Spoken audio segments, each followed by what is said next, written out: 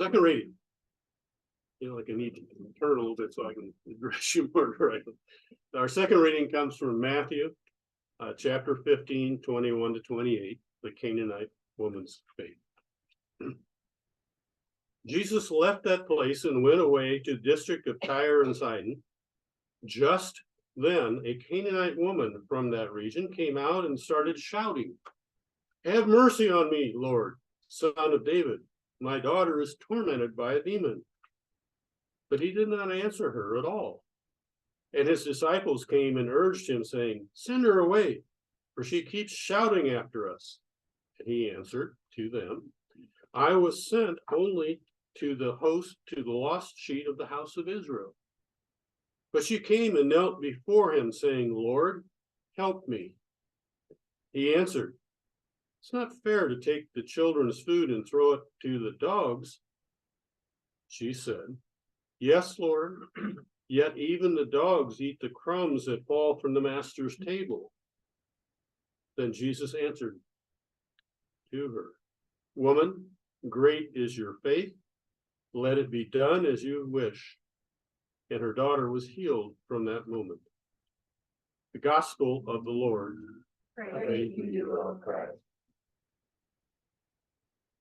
Jennifer Brooks summarizes that Jesus, at this point in his ministry, has already clearly demonstrated his willingness to embrace those rejected by society. He has touched the untouchable, healing a man with leprosy. He is engaged in conversation with those that no one is supposed to speak to. He has restored a demon-possessed man to wholeness. And he has permitted the touch of an unclean woman, healing a hemorrhage for that woman. He has embraced the rejected. As a consequence of all these things, he has already revised the meaning of the chosen people, enlarged the structure of the children of Abraham, and expanded the criteria for those who constitute the children of God, and extended the gift of salvation to all. But wait a minute. Has he really included all? What about we Gentiles? All this took place to this point, basically in Israel. Is that just meant for Israel? Are we embraced too?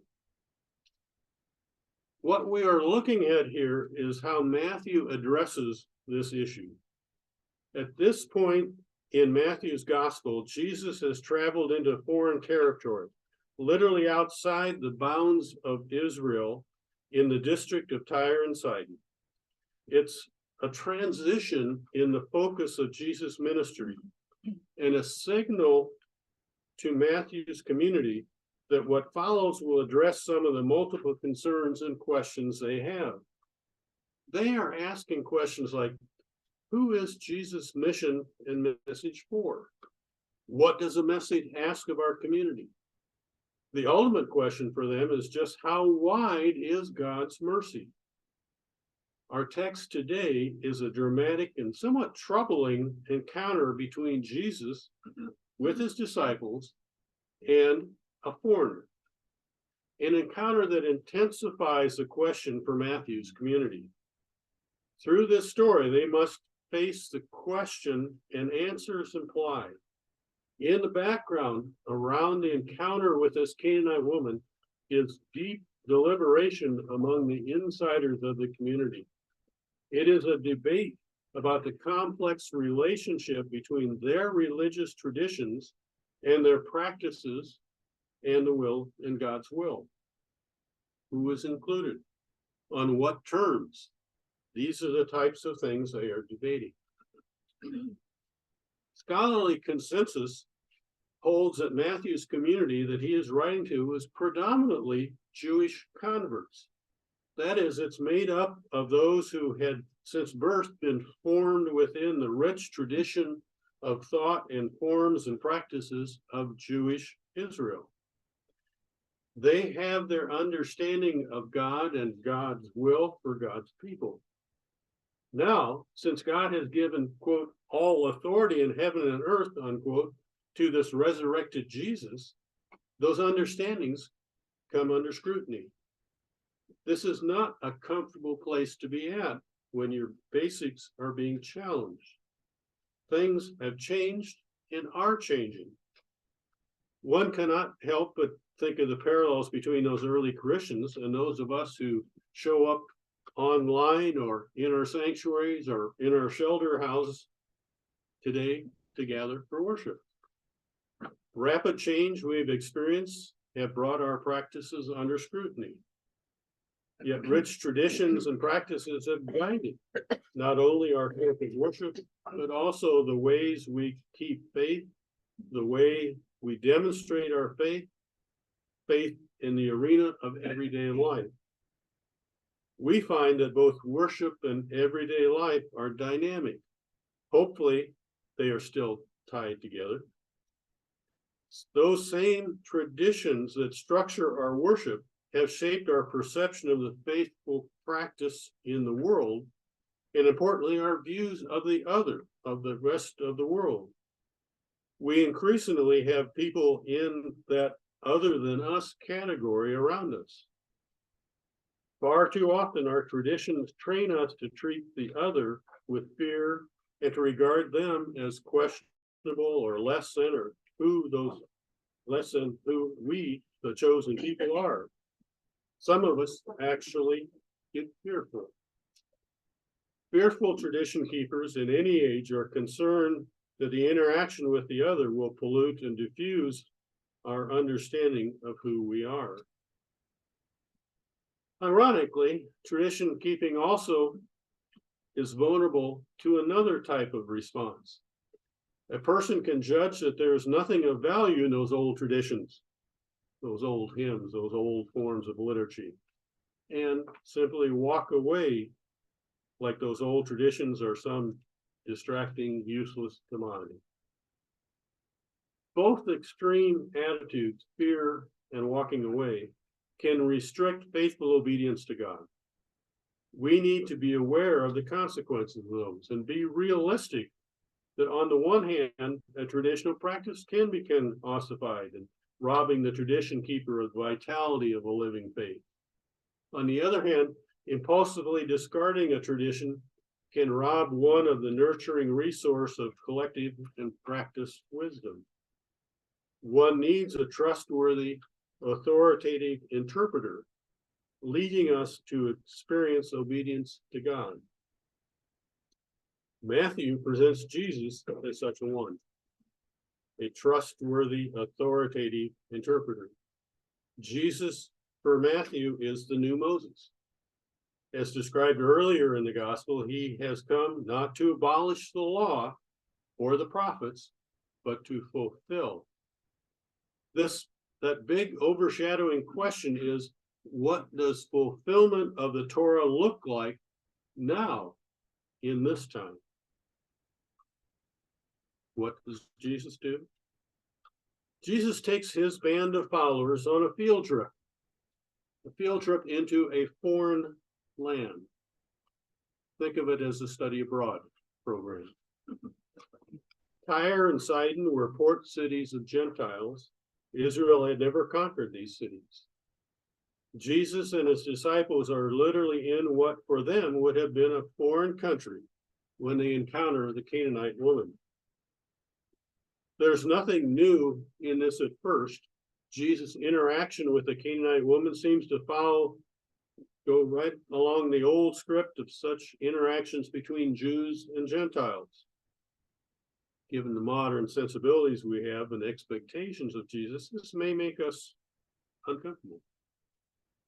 Scholars may not support me, but I think this is a setup for the ultimate teaching that occurs at the end of this incident. Now, his first reaction to the woman's request is that what they should expect of a rabbi of that day, ignore her. After all, she is a woman and represents Israel's notorious ancient foe, the Canaanites.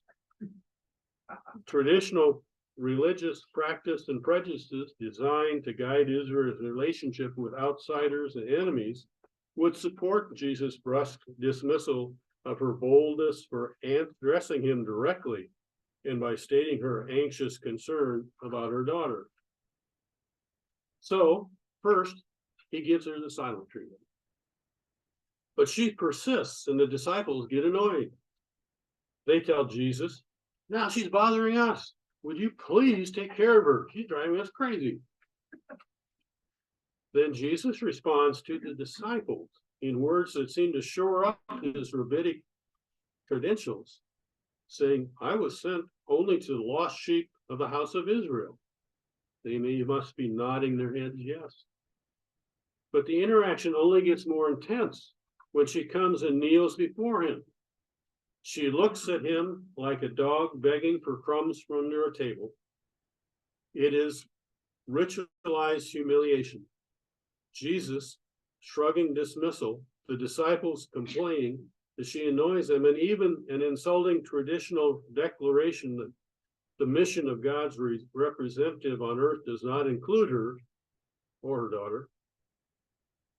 How long does Jesus hold this attitude, this silence that draws this out? Is he building a tension here? One can almost feel the old wineskins of religious traditions stretched by to the breaking point in the presence of deep faith and deep human need. This demonstrates who Matthew saw Jesus as being. First, it is a given that he is sent to the house of Israel to be authoritative interpreter of tradition. The question is this: is Jesus, as the child of God and bearer of traditional thought forms, capable of receiving new wine? Is he capable of being the new Moses and his encounter with the other as represented by the Canaanite woman? Is he creating a new era of the kingdom? For her part, the Canaanite woman has named Jesus Lord, Son of David.